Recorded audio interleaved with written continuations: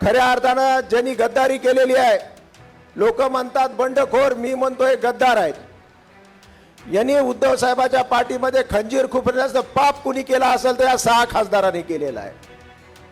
आणि जाता जाता काय म्हणतात, आम्ही लोकांच्या कामासाठी गेलेलो आहोत म्हणून.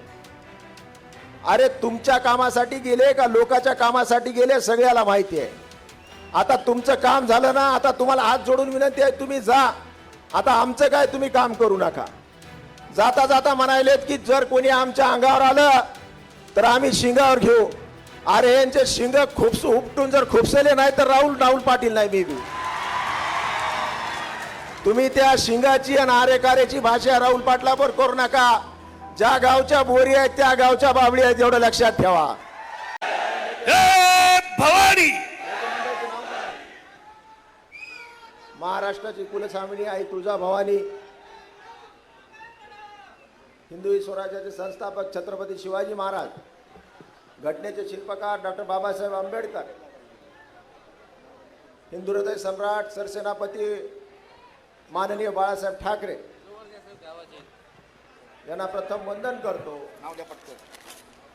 पक्षप्रमुख महाराष्ट्राचे माजी मुख्यमंत्री आदरणीय उद्धव साहेब, व्यासपीठावर उभा असलेले सन्माननीय युवासेना प्रमुख आदित्यजी ठाकरे साहेब, व्यासपीठावर उपस्थित असलेले महाराष्ट्राची नाही देशाची बुलंदतोफ आदरणीय संजयजी राऊत साहेब, व्यासपीठावर उपस्थित असलेले सन्माननीय खैरे साहेब, सन्माननीय विनायक राऊत साहेब, सन्माननीय अनिल देसाई साहेब, उपस्थित असलेले सर्व नेते मंडळी, उपस्थित असलेले सर्व पदाधिकारी, समोर उपस्थित असलेले परभणी जिल्ह्यातून आलेले कानाकोपऱ्यातून सर्व शिवसैनिकांना सर्वप्रथम जय महाराष्ट्र.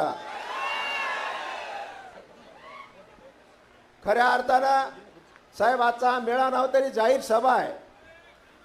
जाहीर सभेला राजभर अशा प्रकारचा प्रतिसाद आपल्याला लाभलाय म्हणजे आपल्याला लक्षात आला असेल गेले गद्दारे चोर होते, हे सुद्धा आपली चूक झालेली आहे.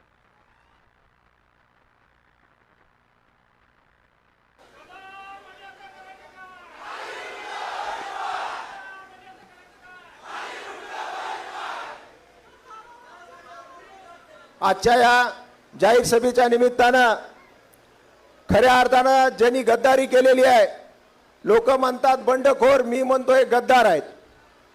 यांनी उद्धव साहेबाच्या पाठीमध्ये खंजीर खुपरण्याचं पाप कुणी केला असेल तर या 6 खासदारांनी केलेलं आहे. आणि जाता जाता काय म्हणतात, आम्ही लोकांच्या कामासाठी गेलेलो आहोत म्हणून. अरे तुमच्या कामासाठी गेले का लोकांच्या कामासाठी गेले सगळ्याला माहिती आहे. आता तुमचं काम झालं ना, आता तुम्हाला हात जोडून विनंती आहे, तुम्ही जा.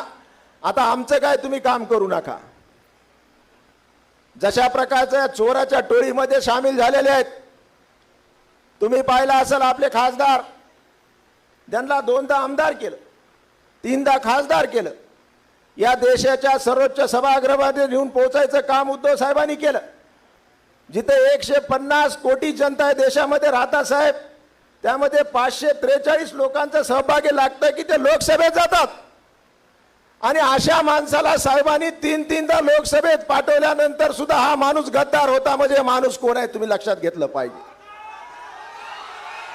आणि जाता जाता आम्हाला आणि उद्धव साहेबाला सांगतो की उद्धव साहेबांनी असं केलं पाहिजे होतं, उद्धव साहेबांनी तसं केलं पाहिजे होतं. अरे तुम्ही चोरी केली, तुमच्या मनामध्ये पाप आहे, तुम्ही चोर असल्यामुळे तुम्ही अशा प्रकारचं पांघरून घालण्याचं काम स्वतःवर करत आहात. आणि जाता जाता म्हणले की या राहुल पाटलाला 2014 साली मीच आमदार केलं. 2014 साली माझ्यासमोर 35 लोकांचा इंटरव्ह्यू साहेबांनी घेतला. 35 लोकांमध्ये माझी निवड केली आणि मला आमदार कुणी केला असेल तर या सर्वसामान्य शिवसैनिकांनी उद्धव साहेबांनी मला आमदार केलं. अरे तुम्ही 2014 साली विधानसभेतून पळून गेले, ज्यावेळेस तुम्हाला माहित होतं की विधानसभेमध्ये सरकार येणार आहे, तुम्ही मंत्री बनणार आहेत, पण तुम्हाला माहित होतं तुम्ही निवडून येत नाहीत म्हणून तुम्ही वर गेले. 2019ला मला म्हणले राहुल पाटलानं माझ्या विरोधात काम केलं. 2019ला तुम्हाला माहिती आहे सुरेश नागरे सारखा भूत माझ्या विरोधात उभा केला. एक अपक्ष उमेदवार उभा केला ट्रॅक्टर घेऊन. त्या ट्रॅक्टर मध्ये डिझेल टाकायचं काम कुणी केलं तुम्ही मला सांगा. डिझेल टाकायचं काम कुणी केलं आणि त्याला पंक्चर कुणी केलं ट्रॅक्टरला. 2024 ला सुद्धा अल्पसंख्याक उमेदवार आमचे महापौर इथं बसलेले आहेत. दारोदारी फिरले 2014 साली. एखादा अल्पसंख्याकचा मजबूत उमेदवार मिळतंय का राहुल पाटलाला पाडायला?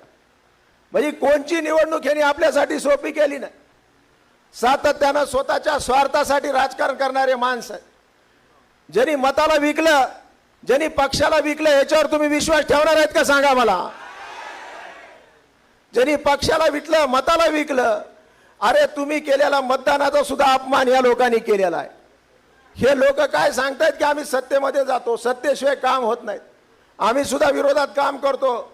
अरे तुमच्यात धमक असेल, तुमच्यात ताकद असेल तर विरोधात राहून सुद्धा तुम्हाला काम करता येते. लोकशाहीचे दोन भाग असतात, एक विरोधात, एक सत्तेमध्ये.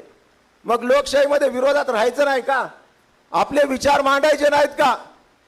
तुम्ही विचार सोडून पळून गेलेला आहात, तुम्ही स्वार्थासाठी पळून गेलेला आहात. तुम्ही किती रुपये घेतले ते सगळ्या जनतेला माहिती आहे. म्हणून तुम्ही आम्हाला ज्ञान शिकू नका. असल्या गोष्टी कोणी परभणीमध्ये सहन करणार नाही. कालपासून तुम्ही पाहता साहेब कशा प्रकारचा प्रतिसाद आपल्याला लाभलेला आहे. प्रचंड असा प्रतिसाद आहे साहेब. तुम्ही काळजी करू नका. इथला खासदार जाऊ द्या, पण इथले चारही आमदार निवडून आणण्याचं काम आम्ही सर्वजण केल्याशिवाय राहणार. शिवसेनेला मान्यताच आमच्या परभणीच्या जनतेने दिलेली आहे.